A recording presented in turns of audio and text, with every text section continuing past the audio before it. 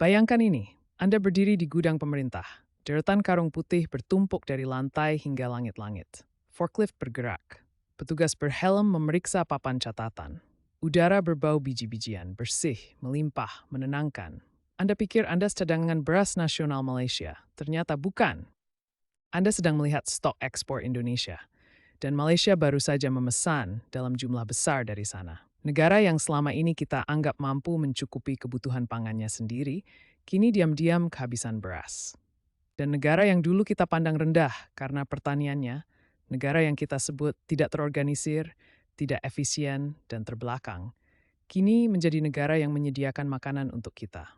Teman saya tertawa ketika saya memberitahunya bahwa ia membuat video ini. At Grace Tancheverai dithu stiftangs like what's thus to unuse no mek, and move through the right brew, the laws serious, to do's batu. Tetapi starwern kirds liden du streng, sav trimija makan guard, liek enthu dingord. Dunia maling beradza tu asaika. Berlangganan sekarang da butikan bahwa keduji dengan apa yang sebenarnya the tuda berizik use. Kenapa kita peduli.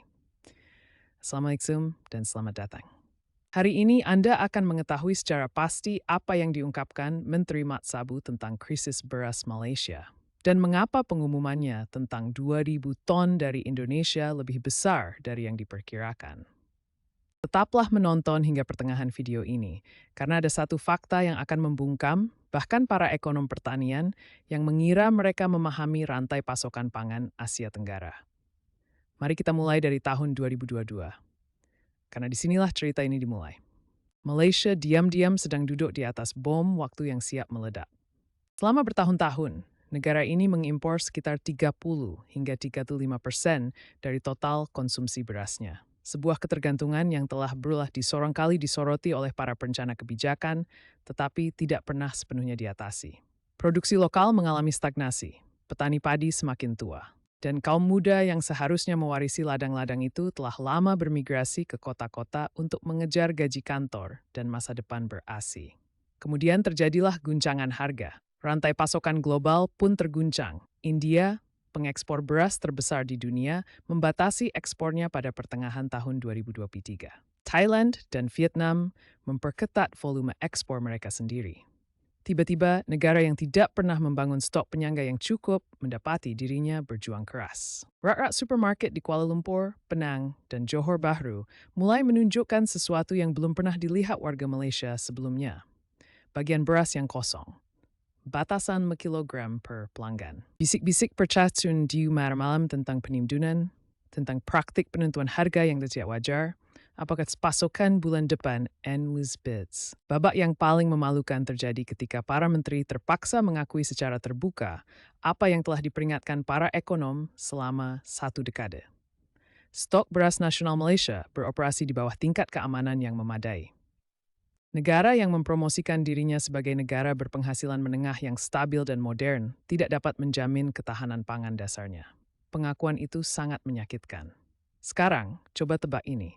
Konsumsi beras tahunan total Malaysia mencapai sekitar 2,8 juta metrik ton. Itu setara dengan berat sejubiu pesawat Boeing 747 yang terisi penuh, yang dikonsumsi setiap morfanya. Hanya untuk peribis degan tersegara dengan 3% komponen D. Dan dari angka yang sangat besar itu, produksi dalam negeri hanya mampu memenuhi sekitar 65 hingga 70%-nya pada tahun yang baik. Impor darurat 2.000 ton dari Indonesia yang diumumkan Menteri Mat Sabu bukanlah tindakan kecil. 2.000 metrik ton beras cukup untuk memberi makan sekitar 400.000 keluarga Malaysia selama sebulan penuh. Dengan kata lain, ini adalah perbedaan antara rak-rak kosong dan pasokan yang stabil di seluruh distrik Selangor selama siklus kekurangan. Satu pengiriman, satu keputusan. Gitsedio meriging drawerder. Isinigo. To your country brother think, dan the time tercapai poisudecer still strength. Negara ini telah secara sistematis berinvestasi dalam infrastruktur produksi beras selama lebih dari 1 dekade, dan komunitas pertanian internasional telah memperhatikannya. Organisasi Pangan dan Pertanian Perserikatan Bangsa-Bangsa, dalam penilaian ketahanan pangan regional tahun 2022, secara eksplisit menyebut Indonesia sebagai salah satu dari hanya 3 negara Asia Tenggara yang berhasil mempertahankan stok penyangga beras strategis di atas ambang batas keamanan 90 hari yang direkomendasikan secara internasional, bahkan di tengah gangguan tahun 2020 dan 2021. Bukan Vietnam, bukan Thailand pada saat itu. Indonesia, Program Pangan Dunia, 2FP, dalam laporan tahun 2021 tentang ketahanan sistem pangan di negara berkembang, mendokumentasikan bagaimana Bulog, Badan Logistik Nasional Indonesia, telah memodernisasi infrastruktur distribusinya di lebih dari 2.600 fasilitas penyimpanan beras di seluruh negeri. Laporan tersebut secara khusus mencatat bahwa kemampuan Bulog untuk memindahkan beras dari provinsi surplus seperti Jawa Timur dan Sulawesi Selatan ke daerah defisit dalam waktu 72 jam merupakan model logistik yang patut dipelajari. Ini bukan rumor. Hal kandidat didokumentasikan dalam laporan original version 2FP, AIJ, in Dwayne Scored.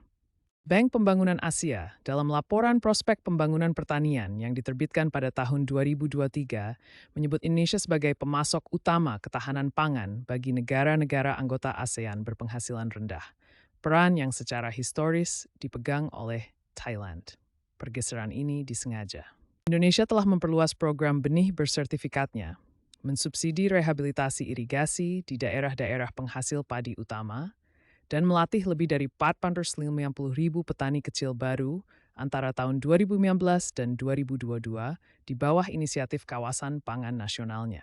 Dan kini Menteri Pertanian dan Ketahanan Pangan Malaysia sendiri, Muhammad Sabu, yang dikenal luas sebagai Mat Sabu, secara terbuka mengkonfirmasi kesepakatan bilateral beras tersebut menandakan sesuatu yang penting, bahwa Indonesia bukan lagi sekadar tetangga. Indonesia adalah mitra ketahanan pangan yang diandalkan oleh negara modern yang bercita-cita maju di saat-saat membutuhkan. Tapi tunggu dulu, Anda mungkin bertanya-tanya, mengapa Indonesia? Mengapa bukan Vietnam yang mengekspor puluhan juta ton setiap tahunnya? Masuk apa Thailand yang menjadi beras dunia aglamet sigma bergenerasi? Mengapa tidak membeli saja dari pasar komoditas global?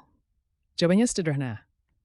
Dan lanjutkan. Vietnam dan Thailand adalah pemasok yang sangat baik, tetapi mereka melayani pasar terbuka global, dan harga mereka berfluktuasi mengikuti permintaan internasional. Ketika pasokan global menipis, harga mereka melonjak. Prioritas mereka adalah pendapatan, bukan solidaritas regional. Sebaliknya, Indonesia memiliki kesamaan geografis, profil iklim, dan yang terpenting, kepentingan politik dalam stabilitas ASEAN. Jakarta dan Kuala Lumpur memiliki kerangka perdagangan bilateral yang memungkinkan pergerakan lebih cepat, pengurangan gesekan tarif, dan negosiasi langsung antar pemerintah. Indonesia must embrace dengan cepat dan tan membatan Indonesia dapat menyentam dan memastas terbuka. Ada sesuatu yang lebih sinam di sini. Indonesia membangun kapasitas produksi pangannya dengan kompleksitas yang luar biasa, memberi makan 270 juta orang yang tersebar di 17.000 pulau, mengelola 300 komunitas etnis dengan tradisi makanan pokok yang berbeda, dan mengatasi kendala fiskal yang akan menyebabkan pemerintah yang lebih kecil untuk sepenuhnya meninggalkan subsidi pertanian. Itulah mengapa model ini sangat mudah diterapkan. Mempelajari ketahanan pangan dari negara yang berhasil mengatasinya dalam kondisi sulit, kacau, dan kekurangan dana jauh lebih bermanfaat daripada belajar dari negara yang membangun sistemnya berdasarkan kekayaan negara yang melimpah dan kondisi ideal. Ini seperti belajar mengelola anggaran rumah tangga dari seorang ibu yang membesarkan 8 anak dengan penghasilan sederhana. Baik dia maupun perencana keuangan kaya sama-sama memahami uang. Tetapi hanya satu yang mengajarkan Anda cara bertahan hidup ketika keadaan menjadi sulit. Nomor 2 harus jujur. Kan sebuah trisang yang jujur mesti berupa ini. Surplus beras Indonesia tak batas dan memuat konsumsi domestik sendiri terhadap size besar. 2.000 ton yang dikirim ke Malaysia merupakan pelepasan yang diperhitungkan dengan cermat, bukan kelimpahan yang berlebihan. Indonesia masih bergulat dengan distribusi yang tidak merata antara provinsi-provinsi barat dan timurnya. Dengan petani kecil yang tetap rentan terhadap penurunan pendapatan, meskipun ada program dukungan pemerintah, dan dengan tekanan iklim yang membuat hasil panennya sendiri kurang dapat diprediksi dalam beberapa tahun terakhir. Ada juga suara-suara yang sah di Indonesia yang mempertanyakan apakah perjanjian ekspor harus didahulukan daripada memastikan ketahanan pangan domestik sepenuhnya di pulau-pulau terpencilnya sendiri. Ini bukanlah tanda kegagalan. Ini adalah tanda pertumbuhan. Arahnya sudah tepat. Yurting Street Tinggi Dasning. Pertama, kemampuan Indonesia untuk memasok 2.000 ton beras darurat ke Malaysia bukanlah keberuntungan. Itu adalah hasil dari investasi yang disengaja selama lebih dari 1 dekade dalam produksi pangan, infrastruktur penyimpanan, dan kapasitas logistik yang diakui secara resmi oleh FAO, Program Pangan Dunia, dan Bank Pembangunan Asia. Kedua, keunggulan sebagai pihak yang kurang diunggulkan itu nyata. Indonesia membangun ketahanan pangan dalam kondisi yang benar-benar kompleks. Geografi yang luas, anggaran terbatas, dan rantai pasokan yang terfragmentasi. Dan justru karena itulah modelnya lebih relevan bagi mitra negara berkembang daripada sistem yang dibangun oleh negara-negara kaya yang memiliki lahan luas. Ketiga, bagi kita yang menyaksikan kisah ini terungkap, pelajarannya jelas. Negara-negara yang secara diam-diam membangun kemampuan, yang berinvestasi pada hal-hal yang tidak menarik seperti lumbung padi, jaringan irigasi, dan rantai logistik, adalah negara-negara yang dihubungi negara lain ketika krisis tiba. Telepon berdering. Indonesia menjawabnya. Tuliskan di kolom komentar, menurut Anda, di sektor mana lagi Indonesia berpotensi menjadi pemasok atau mitra regional yang belum banyak diperhatikan orang? Tulis di bawah. Saya membaca semuanya. Den judaïsme de perspektif bijuf, pelanggan skerigai. Kezemer mezwanek sastendik Indonesia, yunal en sudinayin yu, is that plum spadarik, kata saudara.